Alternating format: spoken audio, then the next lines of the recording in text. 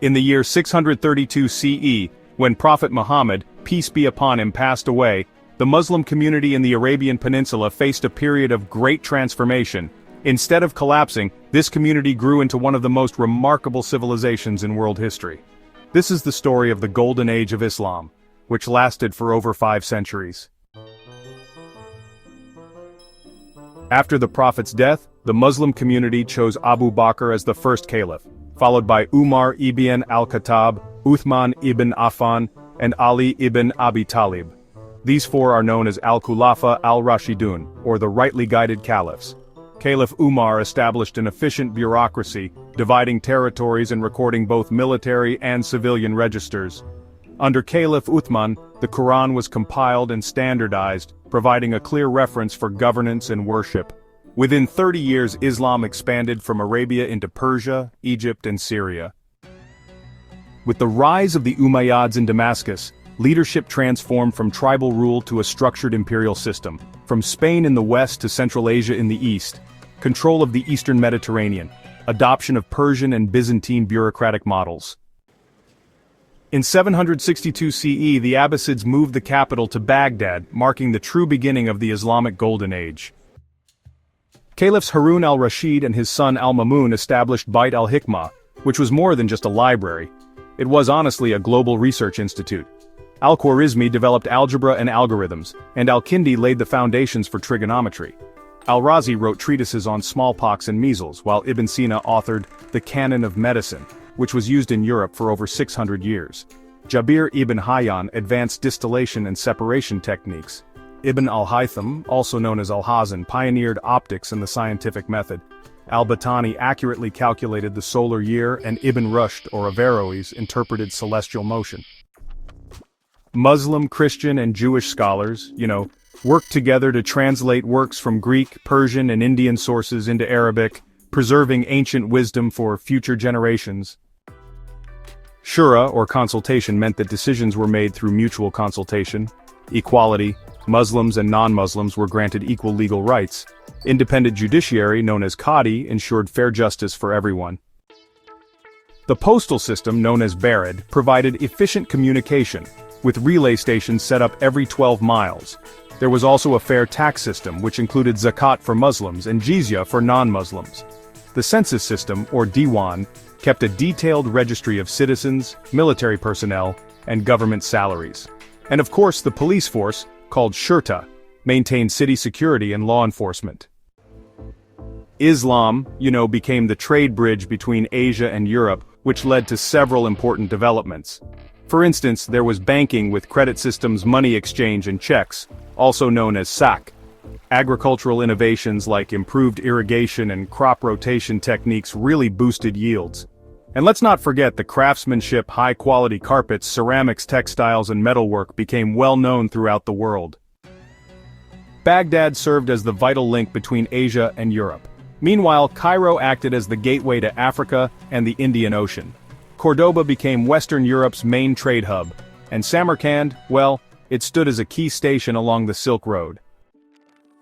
Hundi was kind of like the prototype of the modern international check. Then there was Mudaraba, which were trade partnership contracts that really helped boost commerce. Waqf referred to charitable endowments, supporting communities in so many ways. And let's not forget about early forms of insurance, especially for maritime and cargo coverage. The dinar became the standard international gold coin, making trade a lot smoother across different regions.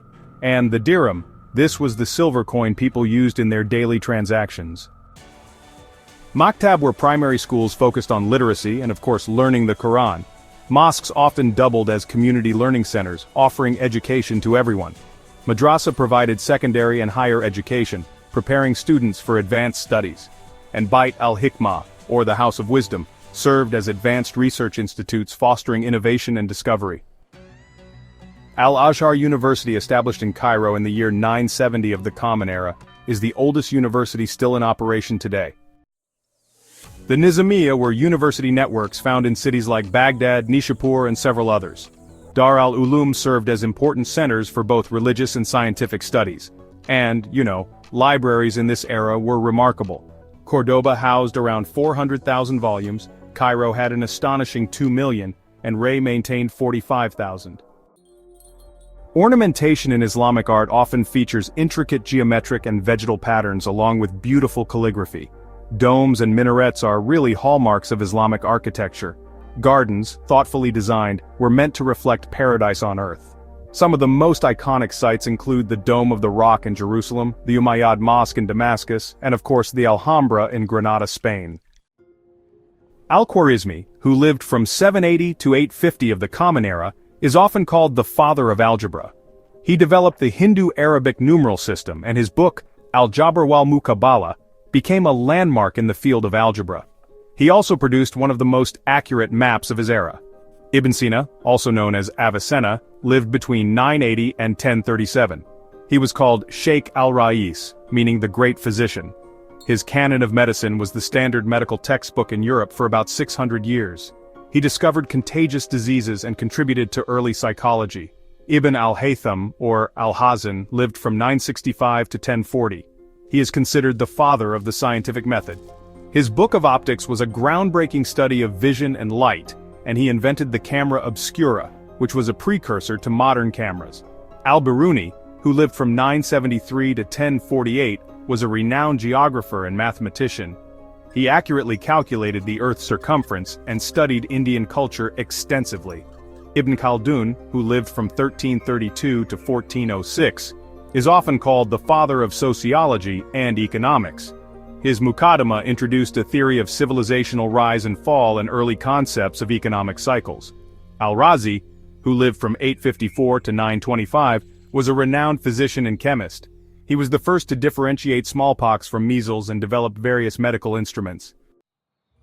Harun al-Rashid, who reigned from 763 to 809, was an Abbasid caliph during the peak of the empire. He was a patron of education and the arts, and he established diplomatic ties with Charlemagne. Al-Mamun, who lived from 786 to 833, founded the House of Wisdom.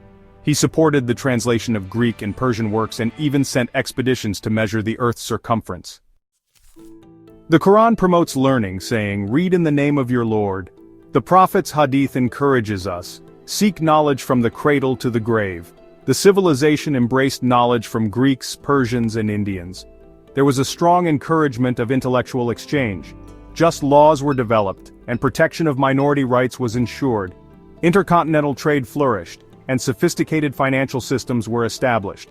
There was significant support for scholars, and the establishment of learning institutions was a key priority. The observation and experiment-based scientific method became a cornerstone of discovery. Hindu-Arabic numerals, which, by the way, are still in use today, transformed mathematics. The foundations of modern medicine were laid during this era. There was a remarkable synthesis of Aristotelian thought and religion which really shaped intellectual traditions. Advancements in logic pushed the boundaries of reasoning. Early concepts of human rights and equality began to take shape. Welfare systems like the Bayt al-Mal or public treasury supported those in need. The first public hospitals appeared, offering care to many. Baghdad, known as the Round City, boasted around 2 million residents. Cairo, often called the Mother of the World, stood as a hub of trade and education. Cordoba became known as the Jewel of the World and was considered the most advanced city in Europe. Hospitals were organized with departments much like those we see today. Medical schools and training programs flourished, and a separate pharmacy system was developed to support healthcare. In 1258 CE, the Mongol destruction of Baghdad marked a turning point. The 13th to 15th centuries saw internal strife and foreign invasions that challenged stability. And with the discovery of sea routes to Asia, there was a significant shift in trade routes. Knowledge is valued. It's the true force of societal progress. Openness prevails because embracing diverse ideas sparks innovation. Justice is upheld, ensuring that fair governance stabilizes society. Future investment is prioritized, since education and research really pay off in the long term. Diversity is embraced, as collaboration across faiths and cultures breeds strength. The Golden Age of Islam is not just history, it is a timeless example of what humanity can achieve through knowledge, cooperation, and the pursuit of goodness. Knowledge is the light that drives away the darkness of ignorance. That's a saying from the Muslim philosophers of the Golden Age.